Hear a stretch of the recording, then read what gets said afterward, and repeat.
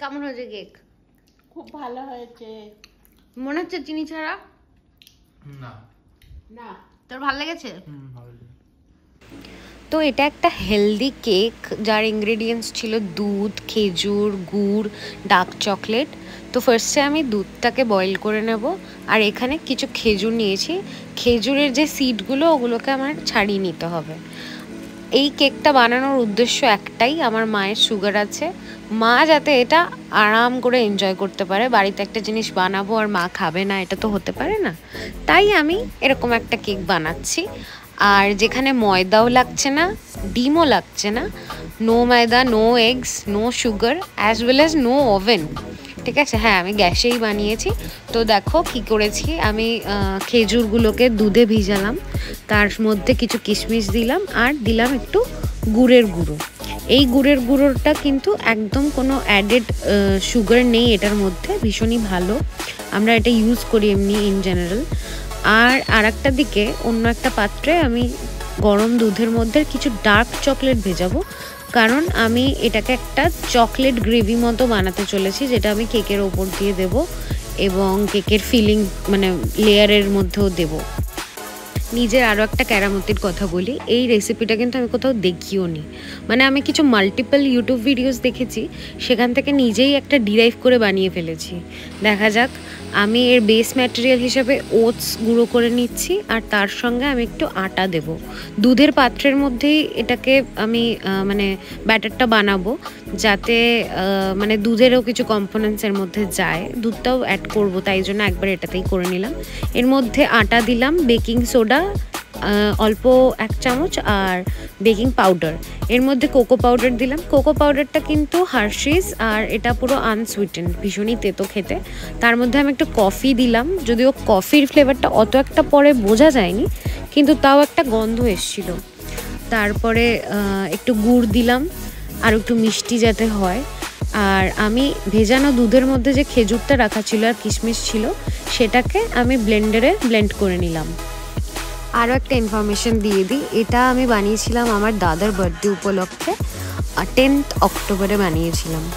তো এটাকে ব্লেন্ড করে আমি ওই মিক্সচারটার মধ্যে এটা ঢেলে দেবো, যাতে মিষ্টিটা হয়। তারপরে আমি চামচ দিয়ে কিছুটা মিক্স করে নিয়েছিলাম, তারপরে এইটা দিয়ে ভালো করে ব্যাটারটাকে বানিয়ে নিই। এই মেশিনটাকে অ্যাকচুয়ালি কী বলে আমি জানি না অনেস্টলি, তোমরা যদি জেনে থাকো তাহলে প্লিজ কমেন্টে জানিও।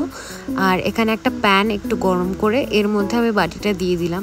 ডিরেক্ট গ্যাসে এটা বসালাম না, তাতে চকলেট নাকি মানে পোড়া লেগে যেতে পারে, নিচে সেডিমেন্ট হয়ে যেতে পারে, তো সেই জন্য। আর এখানে হট চকলেটটা পুরো রেডি, মনে হচ্ছিলো এটাই পুরোটা আমি খেয়ে নিই, বাট আমি নিজের লোভ কন্ট্রোল করে নিজের শেফ হওয়াটাকে মানে এমব্রেস করলাম। এই প্যানটার মধ্যে, এটা বেসিক্যালি একটা কেক মেকারই আই গেস, তো তার মধ্যে একটু অয়েল ব্রাশ করে আমি ব্যাটারটা পুরোটা এইভাবে নিয়ে নিলাম। এখানে একটা পাত্রের মধ্যে আমি লবণ নিয়েছি, একটা স্ট্যান্ড বসিয়ে তার মধ্যে এটা বসিয়ে দিলাম, আর এটা আমি ঢেকে রেখে দিয়েছিলাম ফর 40 মিনিটস আই গেস। তারপরে এরকম একটা কাঠি ঢুকিয়ে দেখতে হয় যে কেকটা হয়েছে কিনা, এটা একটা ইউটিউব ভিডিও দেখে আমি জানতে পেরেছি। তারপরে কেকটাকে আমি খুবই কষ্টে স্ট্রাগল করে এটাকে বার করেছি আমি। তো দেখতে ভীষণই ভালো হয়েছিল, আমি ভীষণই স্যাটিসফাইড ছিলাম। আমি কিছু ডেকোরেট করব বলে অ্যালমন্ডস আর কাজুগুলোকে চপ করে নিয়েছিলাম ভালো করে, ওপর থেকে এটাকে ছড়িয়ে দেবো তাই।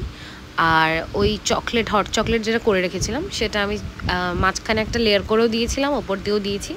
তার উপর কিছু বাদাম ছড়িয়ে দিলাম, আর একটু চকো চিপস ছড়িয়ে দিয়েছিলাম। ব্যাস, কেকটা দেখতে খুব সুন্দর হয়েছিল, আর খেতেও সত্যি কথা খুবই ভালো হয়েছিল। তারপরে এটা আমি রেফ্রিজারেটরে রেখে দিয়েছি, ফ্রিজে রেখে দিয়েছি। আর এদিকে বার্থডের জন্য তোড়জোড় চলছে। আমার দাদা খুবই খুশি হয়েছিল যে ওর জন্য কেক বানিয়েছি আমি। নর্মাল কেক যেমন হয় সেরকম টেস্ট হয়নি, ওটসের টেস্টটা আসছিল, আর সেটা ডিফারেন্ট হতোই আমরা জানতাম, বাট আমার মায়ের খুব ভালো লেগেছে, তাই আমি খুব খুশি। ভালোই বলবে, ভেরি অবভিয়াস।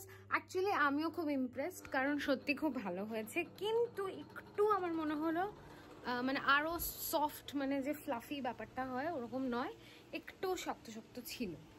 তো তাও খেতে খুব টেস্ট হয়েছে, আর বোঝাই যায়নি যে চিনি দিইনি, তাই আমি খুব নিজেকে নিয়ে ইমপ্রেসড। আর তোমরা যদি খুব সুন্দর সুন্দর এরকম সুস্বাদু কেক খেতে চাও, যদি এটা একটা হেলদি ভার্সন, তো তাও যদি ভালো ভালো কেক কোনো অকেশনে খেতে চাও তাহলে আমাকে তো অবশ্যই কন্ট্যাক্ট করবে না, আমি কোনো বেকার নই।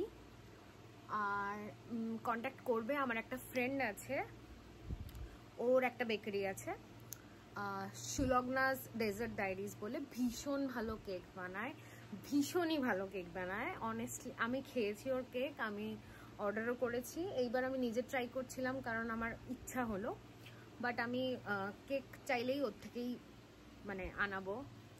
আর তোমাদেরকেও বলছি, তোমাদেরও যদি কেক লাগে তাহলে অবভিয়াসলি ওকে কন্ট্যাক্ট করো।